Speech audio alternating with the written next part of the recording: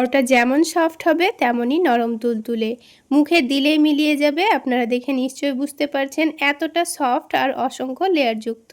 তাছাড়া প্রত্যেকটা পরোটাই একেবারে ফুলকো তৈরি হবে। চাইলে সকালের নাস্তায় বা বাচ্চাদের স্কুল টিফিনে কিংবা রাতের ডিনারে ঝটপট বানিয়ে খেতে পারবেন। কোনো রকম সবজি ছাড়াই শুধুমাত্র টমেটো সস দিয়ে খেতে দুর্দান্ত লাগে। তো বন্ধুরা, পরোটাগুলো তৈরি করে নেওয়ার জন্য সবার প্রথমে আমি এখানে 1 কাপ পরিমাণ ময়দা নিয়ে নিচ্ছি। তারপর এখানে সামান্য পরিমাণ লবণ দিয়ে দেব, আর তার সাথেই সামান্য চিনি দিয়ে দিচ্ছি। চিনি দিলে পরোটাগুলো খেতে দারুণ লাগবে, কিন্তু খুব একটা মিষ্টি হবে না। এবার লবণ আর চিনিটাকে ময়দার সঙ্গে ভালোভাবে মিশিয়ে নিয়েছি। এবার এখানে উষ্ণ গরম পানি দিয়ে ময়দাটা মেখে নেব। এইরকম অল্প একটু উষ্ণ গরম পানি দিয়ে ময়দাটা মেখে নিলে কিন্তু পরোটাগুলো অনেকটাই সফট এবং নরম তুলতুলে হবে। আর পরোটাগুলো অনেকটা নরম তুলতুলে তৈরি করার জন্য এখানে এই ময়দার ডোটা একটু নরম করে মাখতে হবে। আমরা যেমন রুটি করার জন্য আটা মেখে থাকি, তার থেকেও এই ডোটাকে একটু নরম করে মাখতে হবে। তো বারে বারে অল্প অল্প করে পানি দিয়ে আমি ডোটাকে একেবারে নরম করে মেখে নেব। তো ডোটা একটু মেখে নেওয়ার পর ওপর থেকে অল্প করে একটু সয়াবিন তেল দিয়ে দিয়েছি। তেলটা দিয়ে আবার একটু ভালো করে মথে নেব। তেলটা যদি শুকনো ময়দার সঙ্গে ভালো করে মাখানো হতো তাহলে পরোটাগুলো অনেকটা ক্রিস্পি হতো।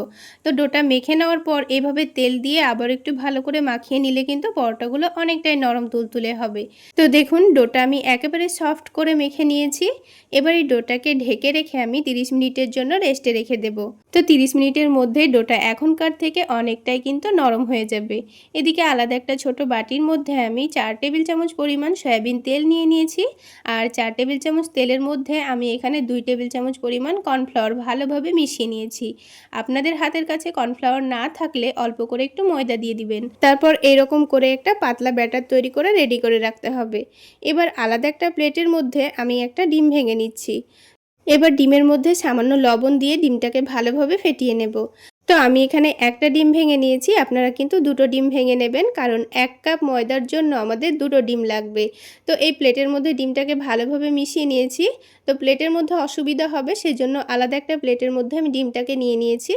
তারপর তার মধ্যে একটা ডিম ভেঙে নিয়ে আবারও সব কিছু একসঙ্গে ভালোভাবে মিশিয়ে নেব। এখানে আমি ডিমের মধ্যে শুধুমাত্র লবণ ব্যবহার করেছি, তবে আপনারা চাইলে এখানে মরিচের গুঁড়ো, চাট মশলা, পেঁয়াজ কুচি, কাঁচামরিচ কুচি সব কিছু অ্যাড করতে পারেন। তো শুধুমাত্র ডিমটাকে আমি ফেটিয়ে নিয়ে এখন এক সাইডে রেখে দিচ্ছি। এবার এই ডোটাকে আবার একটু ভালো করে মথে নেব। 30 মিনিট পর ডোটা কিন্তু আগের থেকে অনেকটাই নরম হয়ে গেছে, সেটা আপনারা দেখে নিশ্চয়ই বুঝতে পারছেন। তো ডোটাকে আবার একটু ভালো করে মথে নিয়েছি। তারপর ছোট ছোট করে কয়েকটা লেচি কেটে নিচ্ছি। পরোটাগুলো আপনারা যত বড় করে বানাতে চাচ্ছেন সেই অনুযায়ী লেচিগুলো কেটে নেবেন। তারপর একটা একটা করে লেচি নিয়ে এইভাবে লই তৈরি করে সবগুলো লই রেডি করে নেব। তো যেহেতু আমি ডোটাকে অনেকটাই নরম করে মেখে রেখেছি, তাই এখানে কিন্তু আর বেলাবেলি ঝামেলা রাখছি না। ডোটা খুব সহজে হাত দিয়ে এইভাবে চাপ দিলেই খুব সুন্দরভাবে বড় হয়ে যাবে। তো আপনারা চাইলে বেলেও নিতে পারেন। তো রুটিটা দেখুন অনেকটা বড় এবং পাতলা করে আমি তৈরি করে নিয়েছি। এবারে রুটির মধ্যেখানে যেই আমি ব্যাটারটা রেডি করে রেখেছিলাম সেটাই 1 চামচ দিয়ে দিচ্ছি। তারপর রুটির চারিদিকে ভালোভাবে মাখিয়ে নেব। এবার অল্প করে একটু শুকনো ময়দা ছড়িয়ে দিচ্ছি, তাহলে পরোটার মধ্যে খুব সুন্দর একটা লেয়ার আসবে। এবার রুটিটাকে এক সাইড ভাঁজ করে নিয়ে আবারও অল্প করে মিশ্রণটা দিয়ে শুকনো ময়দা ছড়িয়ে দিয়েছি। তারপর রুটিটার অপর দিকটা টেনে এনে তার উপরে আবারও ভাঁজ দিয়ে নিয়েছি। ঠিক একইভাবে আবারও মিশ্রণটা দিয়ে অল্প করে একটু ময়দা ছড়িয়ে দেব। তারপর নিচের দিকটা টেনে এনে আবারও ভাঁজ দিয়ে নেব। তো তারপর আবারও অল্প একটু মিশ্রণ দিয়ে অল্প করে একটু ময়দা ছড়িয়ে দেব। তো যেভাবে আমরা চৌকো শেপের পরোটাগুলো তৈরি করার জন্য আমরা রুটি বেলে থাকি, ঠিক সেইভাবে পরোটাটা তৈরি করে নিতে হবে। তো এইভাবে একটু মিশ্রণটা দিয়ে ময়দা ছড়িয়ে দিলে কিন্তু পরোটার মধ্যে অসংখ্য লেয়ার পড়বে। তো একটা কিন্তু আমাদের পরোটার জন্য লেচি তৈরি হয়ে গেল। তো সবগুলো পরোটার লেচিগুলোকে এখন এইভাবে রেডি করে নিতে হবে। তো সবগুলো লেচি একইভাবে রেডি করে নিয়েছি। আর প্রথমে যেটা রেডি করে রেখেছিলাম সেটাই প্রথমে আমাদের পরোটাটা তৈরি করে নিতে হবে। আর দেখুন এখন কিন্তু এই লেচিটা আরও অনেকটাই নরম হয়ে গেছে। তো হাত দিয়ে পরোটাটা তৈরি করতে কিন্তু আমাদের খুবই সুবিধা হচ্ছে। তো দেখুন হাত দিয়ে টেনে টেনে অনেকটা পাতলা করে চৌকো শেপের পরোটাটা তৈরি করে নিয়েছি। তো এবার আমাদের পরোটাটাকে ডিমের ব্যাটারে ভালোভাবে ডুবিয়ে নিতে হবে। তো দেখুন ডিমের ব্যাটারের মধ্যে এবার পরোটাটাকে ভালোভাবে ডুবিয়ে নিচ্ছি।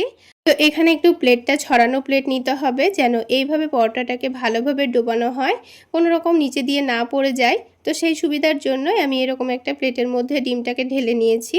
এবার পরোটাটা ভেজে নিয়ে আপনাদের দেখিয়ে দিচ্ছি। এবার প্যানের মধ্যে পরিমাণ মতো তেল দিয়ে দিচ্ছি। তেলটা একটু ভালোভাবে গরম করে নিয়ে পরোটাটাকে দিয়ে দিতে হবে। তো পরোটাটা এভাবে তুলে তেলের মধ্যে দেওয়ার কোনো অসুবিধা হবে না, খুব সহজেই পরোটাটা তেলের মধ্যে দেওয়া হয়ে যাবে।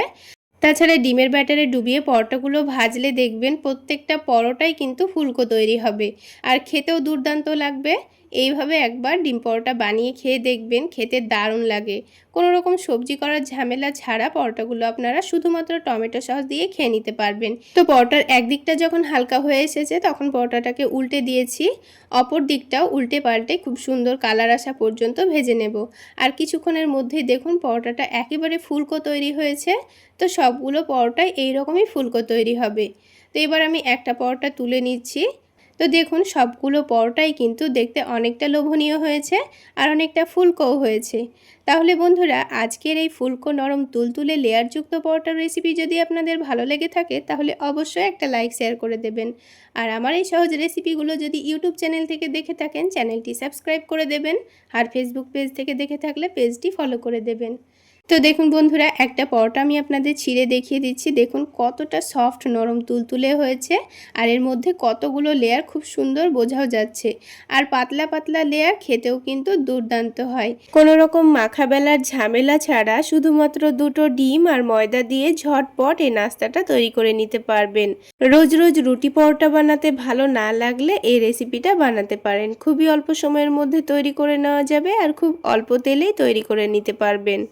তো এবার নাস্তাগুলো তৈরি করে নেওয়ার জন্য আমি এখানে একটা মিক্সিং বোলের মধ্যে 1 কাপ পরিমাণ ময়দা নিয়ে নিচ্ছি। চাইলে আপনারা আটা দিয়েও নাস্তাগুলো বানাতে পারেন। এবার এখানে সামান্য পরিমাণ লবণ দিয়ে দিয়েছি আর হাফ টেবিল চামচ পরিমাণ চিনি দিয়ে দিয়েছি। তো আজকের এই নাস্তাটা তৈরি করে নেওয়ার জন্য কিন্তু ময়দাটা কোনো রকম মাখা বেলার কোনোই দরকার নেই।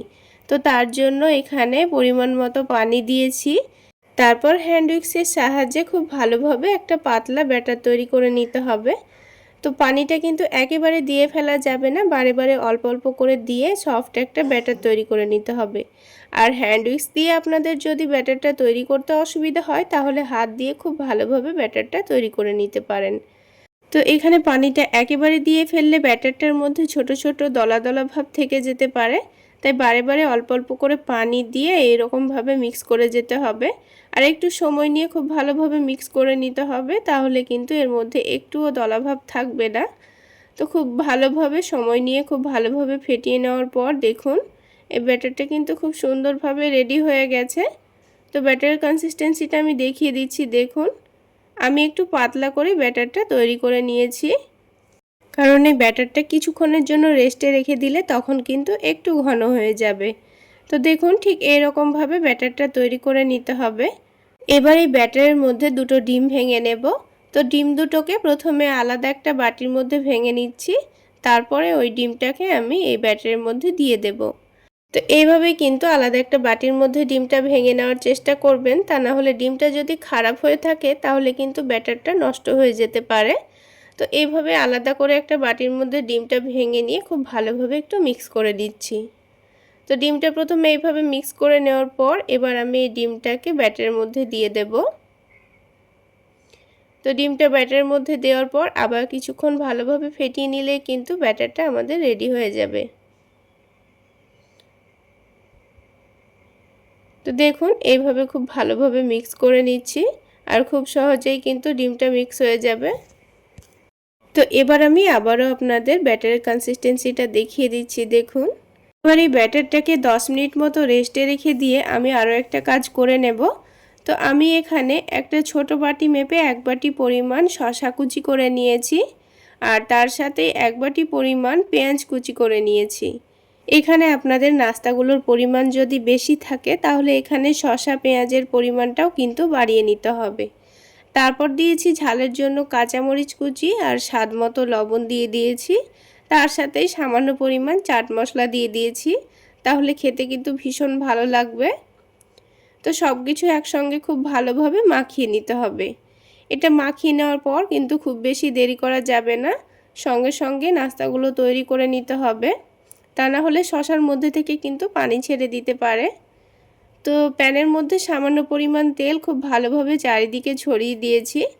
প্রথমে কিন্তু খুব বেশি তেল দেওয়ার দরকার নেই। তো তারপরে এই ব্যাটারটাকে আবারও একটু ভালোভাবে নাড়াচাড়া করে দিয়ে এখানে আমি 2 চামচ মতো ব্যাটার দিয়ে দেব। তারপর এটাকে রুটির মতো করে গোল করে নেব।